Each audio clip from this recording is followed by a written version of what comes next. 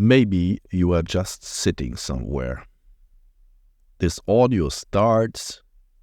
Someone is saying something.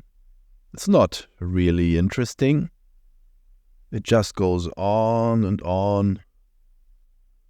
You are still listening to this audio, but then your mind already wanders back to its main topic of interests.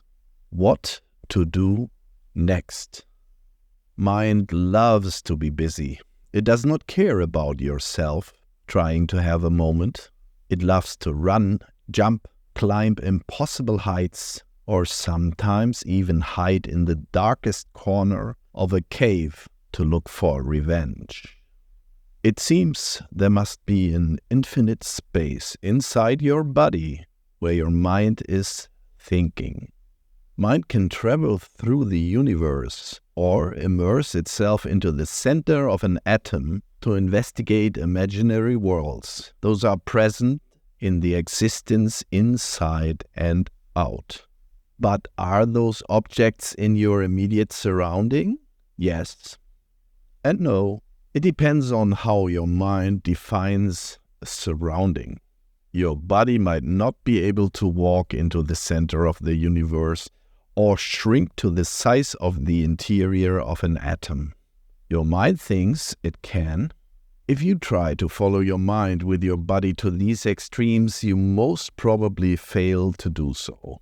Not so in the case that your mind reminds you that you are thirsty and imagines you walking to the fountain and drink water.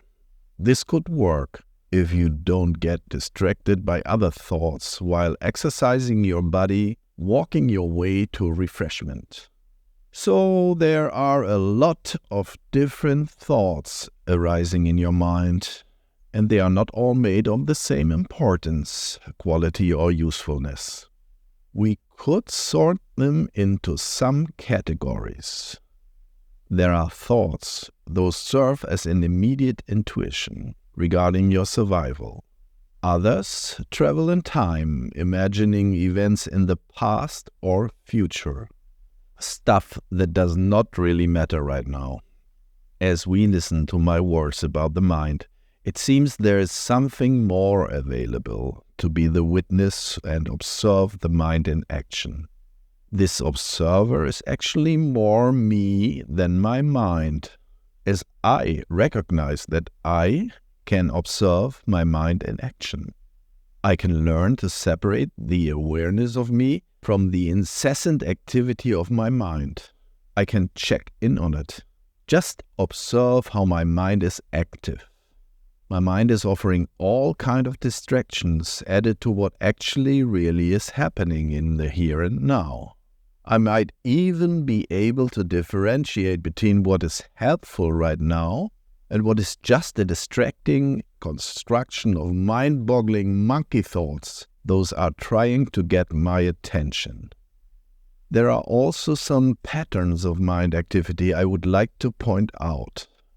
There are thoughts based on fear or pain. Others that are looking for pleasurable objects and experiences, and finally those who are just annoying judgments about being bored or feeling uneasy when we are right now at this moment. If being trapped in between the effort of looking for pleasures in life or running away from fearful events, we might as well discover that behaving like that, we are not much different from animals. A cow would always choose to walk to the green grass and run away when its owner walks with a stick behind her. As humans, though, we have the ability to overcome this animal-like thinking. Doing so will set us free from the chains of suffering. By observing the mind and being mindful about the content of its thoughts, we are able to detect the color of what is offered to us in our mind. We are free to follow or not the offering of thoughts, those look for pleasure, as we can decide to interrupt the flow of the fearful images in our mind. We can? Really? How do you think we can do that? Come back with your awareness to the present moment. Stop believing those thoughts and just observe where you are right now at this moment. Can you feel your body, your feet, the back of your head? Check your breathing. Are you breathing in and out? Look at the objects in your immediate surroundings. Try to touch any of them. There you go. You just changed focus from one thought to another. This is your secret superpower. Use it.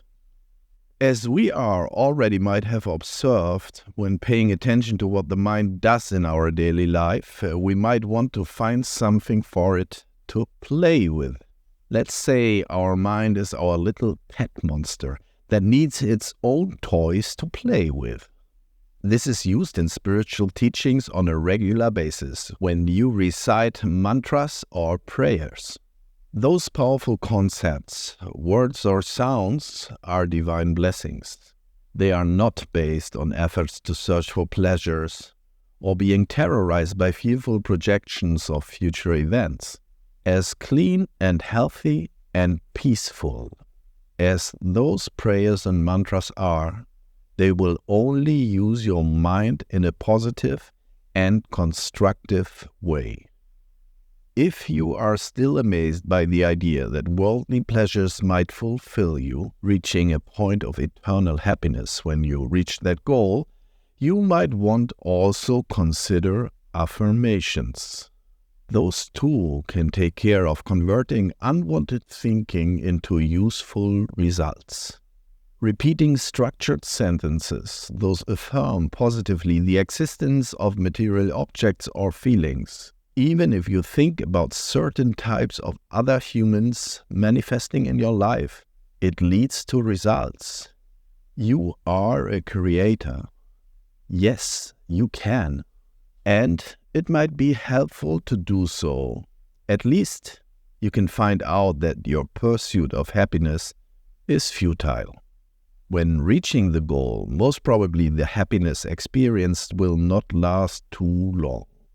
The universal law of impermanence will destroy all pleasure eventually.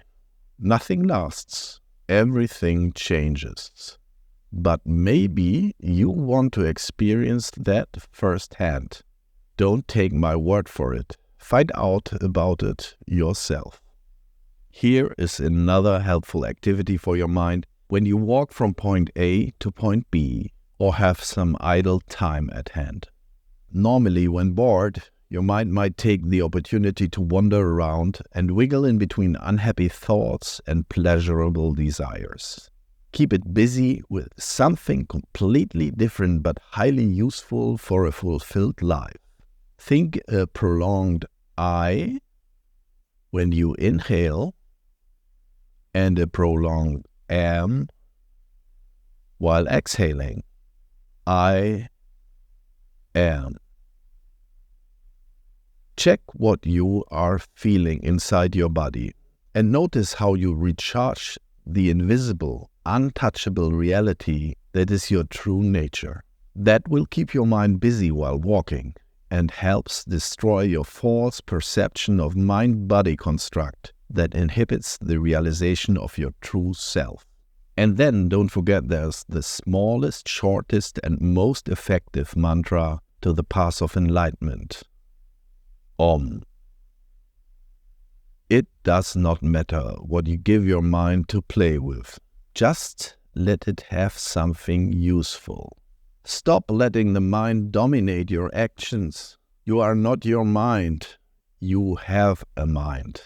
The mind will be busy anyway. That is not important. Essential is your awareness of this happening.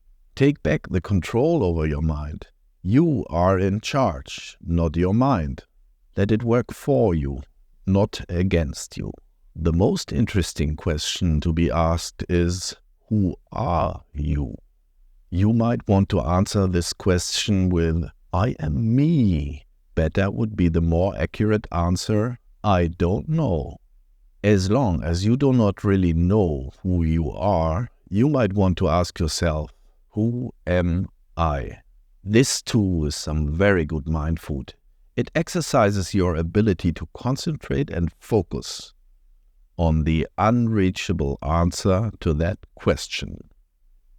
Instead of looking out for the next big thing, you might find the biggest thing of all existence right here, right now, right where you are, inside of you, your real self. If you make this your main purpose in life, it will reveal the source of your consciousness. You will find it inside. It is already there.